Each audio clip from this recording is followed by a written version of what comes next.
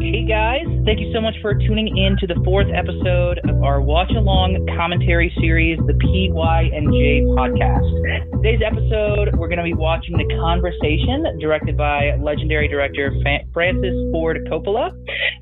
Feel free to watch along with us or just listen in. As always, like, share, and subscribe. This movie is kind of important in film history. It's sandwiched in between Coppola's run of like great films. He makes this movie for low budget in between Godfather 1 and 2 and then before Apocalypse Now. Like, it's an incredible run of movies. And for a while, I feel like when I was younger and in college, The Conversation kind of became sort of the hipster pick as actually his secret masterpiece. And I saw it and I thought it was a good movie, but it's not Apocalypse Now or Godfather 2. But I do think it's actually an influence on the movie we watched recently, The Invasion of the Body Snatchers. Also, it's just a great Gene Hackman performance. And I just want to sort of look at like what Coppola's doing with this movie. It's a loose remake of Antonioni's Blow Up, which he was really inspired by, which is like a super influential movie. So The Conversation just sort of sits at this interesting place in film history, and I think we'd be able to pull some like bigger themes and connections out of that. On top of that, it's an extremely low budget movie, and we can talk about how they made it feel big and how the world feels kind of epic. So that's sort of some things. Axel Wexler was the original DP and got fired like a week and a half into shooting, which happened and was replaced by Bill Butler, who did Jaws, and actually happened to Haskell Wexler one other time on One Flew Over the Cuckoo's Nest, and Bill Butler replaced him on that and won the Oscar. Yep, I saw that. Yeah. Yeah. What is his problem? I think he's much more of he famously did Medium Cool, a movie set in Chicago at the Democratic Convention. He's a little more of a like handheld documentary, like I think less equipped to handle more stylized shooting. And like even though this was a low budget movie, like Coppola had just worked with Gordon Willis, who is like the king of controlling cinematographers. Like he defines the look of the 70s, but certainly someone who is going to push back as much at Coppola. And I think Coppola was probably looking for a little more seasoned pro, would be my guess on Axel Wexler. Got it. Okay, cool. So I am not going to talk about anything because I've never seen this movie completely all the way through. So I guess I'll be the Patrick, and I'll be just reacting and doing my research like I normally do. One more thing, it's another John Cazale movie. So he's like an actor who's only in 5 movies. He's in Godfather 1, 2, The Conversation, Dog Day Afternoon, and Deer Hunter. It's like the most incredible run. Like they're all like perfect movies. And then he passed away, I believe, of like leukemia. But this is one of those like is always part of his incredible run. So we should give him some attention while we watch it. They always might connect with you. I've read plenty. I teach it in film school for a reason. There's plenty of great critics like Roger Ebert that love it. But I have to say that having seen this movie a couple times, I still seem to be missing the greater element of it to it. It's a well-made movie. Like, it has great actors, but it seems to be not everyone working at their best.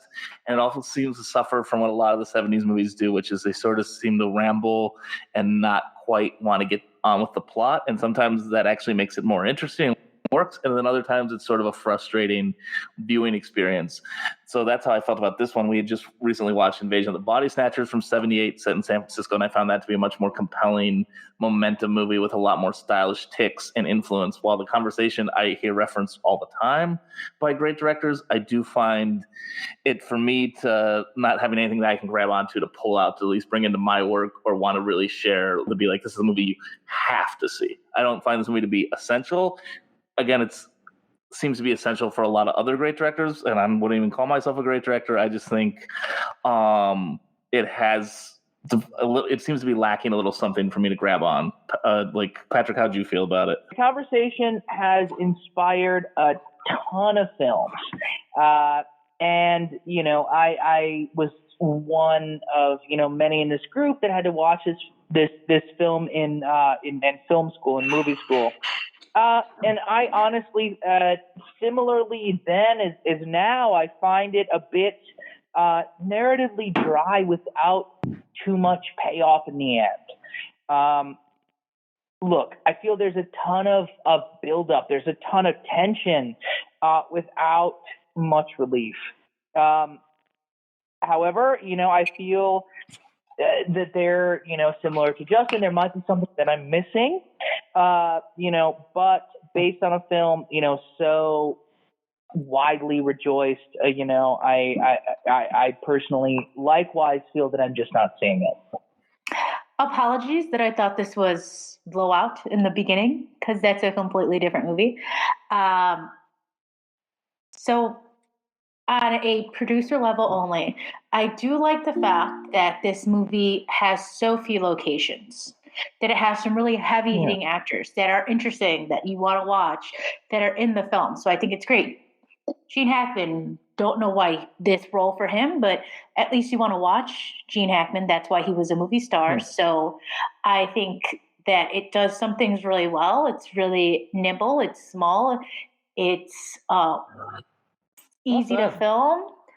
And I think that it's still, no matter how I may personally feel about this film, it is still one that goes down as a great movie. Ebert loved it.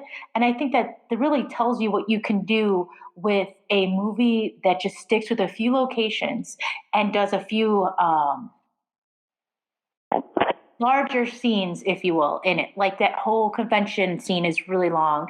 Them spying on that, like, it just sits there and it lets you know more about the characters during those scenes, and you don't have to go to 30 locations, which I think is great. Also, is very, very great because the editing, it's minimal. You barely notice it, which is great because instead they frame the shots in an interesting way, so you feel like you're spied on. So you can see what it's like, almost like a Peeping Tom-esque mentality, which is great. I thought you actually were Jody made some really great points, which is like, not to forget, this is a small budget movie, a very low budget indie film. Even though it has all these famous people made by people we know as famous, it has Walter Murch, it has Bill Butler on cinematography, it's Francis Ford Coppola, it's Gene Hackman. This is still just a small budget of Coppola trying to try some things out. And while I think it doesn't ultimately work for me, I still applaud anytime a director is like in between making two great films is also going, hey, let me try this other thing. Let's see if I can do something completely stylistically different and see what I can do.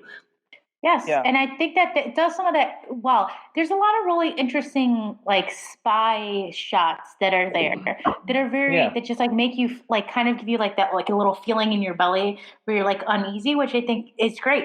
I think it did a lot of that spy part of the movie is really great. Those are all, I think, all really solid points, guys. Like, that's like one of the pleasures of watching movies is sometimes it might not hit you, sometimes something really hits you, and other times you can see what someone's going for, and it just might not quite connect for you, but like that's why we watch them.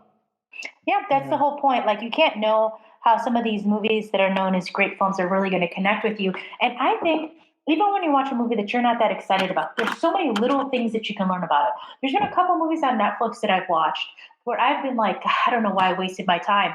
And then next day I'll be thinking about something and I'll be like, man, they really did this one thing really well. Like Emma, the new movie. I'm not the biggest fan of the new Emma, but what they did really well was the costuming and some of the location work where I was just like, wow, I really want to make sure that when I have a movie that's a couple $1 million, because it wasn't a large budget, I want to make sure that I pay that much attention to the visuals in that way. So even though the movie as a whole, to me, is not a winner, you still learn something good, which is how I feel about this film.